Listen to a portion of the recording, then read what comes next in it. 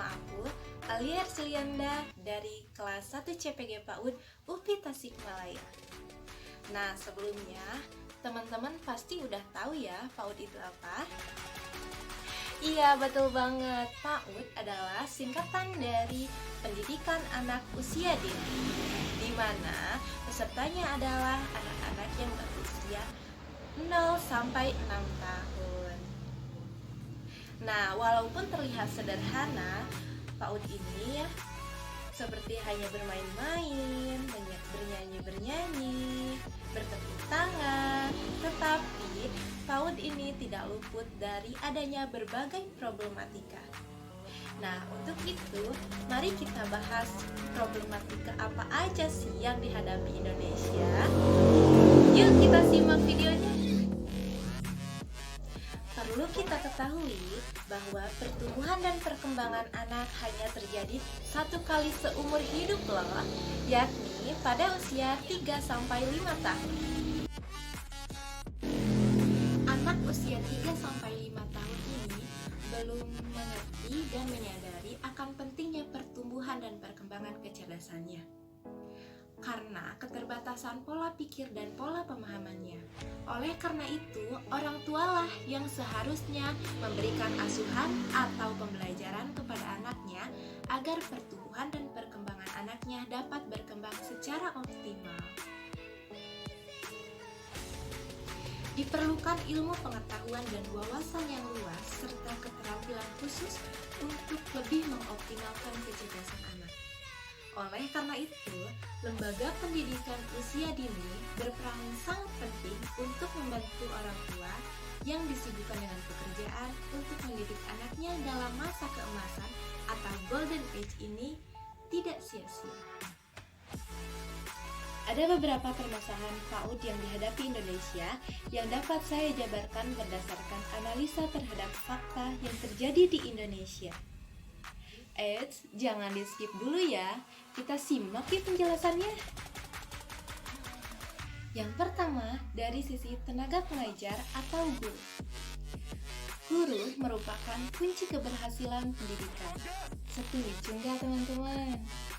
Pasti setuju dong, karena tenaga pengajarlah yang langsung berhadapan dengan peserta didik, sehingga tenaga pengajar haruslah profesional yang benar-benar memahami bagaimana cara mengajar anak usia dini. Hati-hati, ini bukan ajang coba-coba ya untuk menangani anak usia dini ini. Pada umumnya, permasalahan tersebut diakibatkan dari berbagai faktor. Yang pertama, guru PAUD belum memenuhi kualifikasi S1 PG PAUD. Yang kedua, guru PAUD menjadi alternatif pekerjaan terakhir setelah pekerjaan-pekerjaan lainnya tidak didapatkan.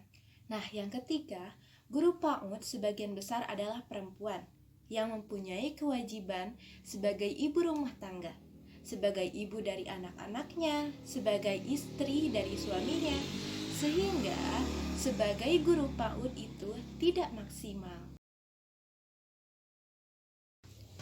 Kebijakan pemerintah untuk meningkatkan kualitas guru sudah banyak dilakukan, di antaranya dengan pelatihan, workshop yang diselenggarakan secara regional maupun nasional, yang diselenggarakan oleh Dinas Pendidikan dan Agama, serta perguruan tinggi yang mempunyai program studi pendidikan guru PAUD.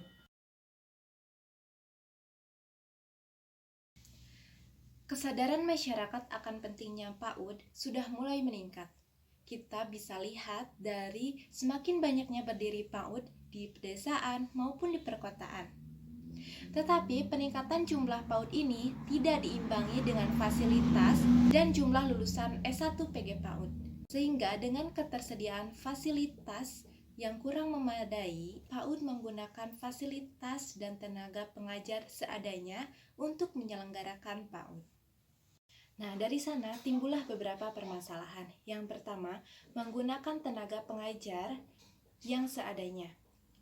Guru diambil dari lulusan SMA atau S1 yang tidak sesuai dengan bidangnya. Yang kedua, fasilitas sarana dan prasarana yang sangat minim. Bahkan di beberapa tempat menggunakan rumah, atau kedai untuk penyelenggaraan pembelajaran. Inisiatif yang dilakukan oleh perseorangan masyarakat untuk mendirikan lembaga PAUD hendaknya didukung warga masyarakat agar dapat lebih maksimal berkembang untuk peningkatan pendidikan anak usia dini. Bantuan pemerintah yang belum memadai untuk seluruh lembaga PAUD yang ada. Bantuan pemerintah tidak sebanding dengan jumlah lembaga PAUD yang ada di Indonesia. Hal ini diperparah dari maraknya praktik pungutan liar dan lembaga fiktif yang mendapatkan bantuan dari oknum yang tidak bertanggung jawab. Buruknya manajemen pada sebagian besar lembaga PAUD.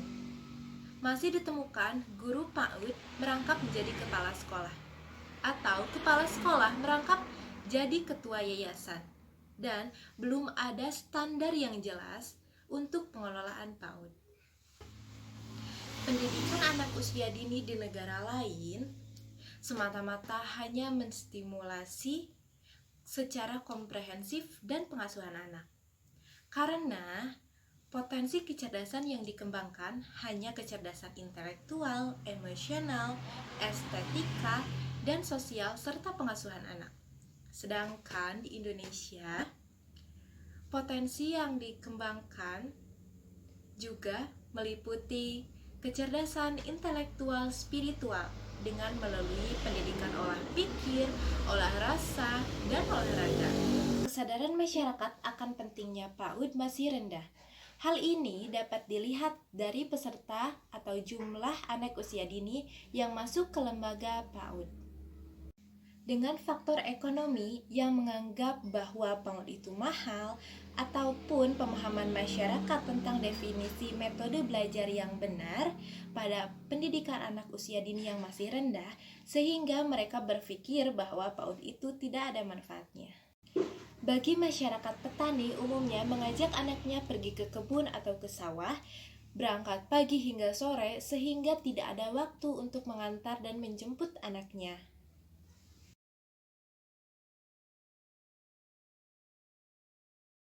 Nah teman-teman, itu tadi penjelasan dari saya mengenai problematika PAUD yang dihadapi Indonesia. Dapat dipahami ya? Semoga dari video ini kita bisa menambah pengetahuan dan wawasan yang luas. Dan jangan lupa, PAUD itu sangat penting untuk pertumbuhan dan perkembangan anak, dan usahakan masa keemasan atau golden age ini dapat dioptimalkan. Terima kasih untuk melihat videonya dari awal sampai akhir. Jangan lupa like, comment, and subscribe. Saya Alia Hersilianda pamit undur diri dari hadapan Anda semua. Wassalamualaikum warahmatullahi wabarakatuh. Liar dan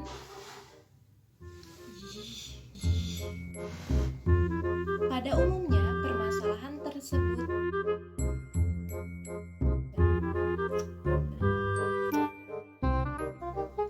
buruknya manajemen yang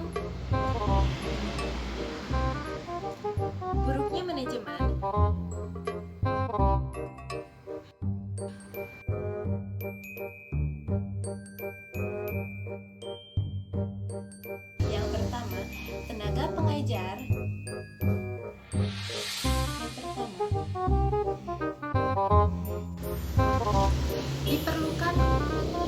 Diperlukan ilmu. Ada beberapa permasalahan PAUD yang dihadapi Indonesia yang dapat saya jabarkan berdasarkan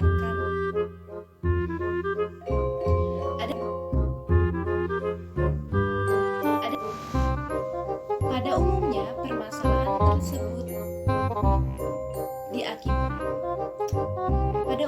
permasalahan tersebut diakibatkan dari dari sana timbullah beberapa permasalahan. Yang pertama, tenaga pengajar. Dari sana timbullah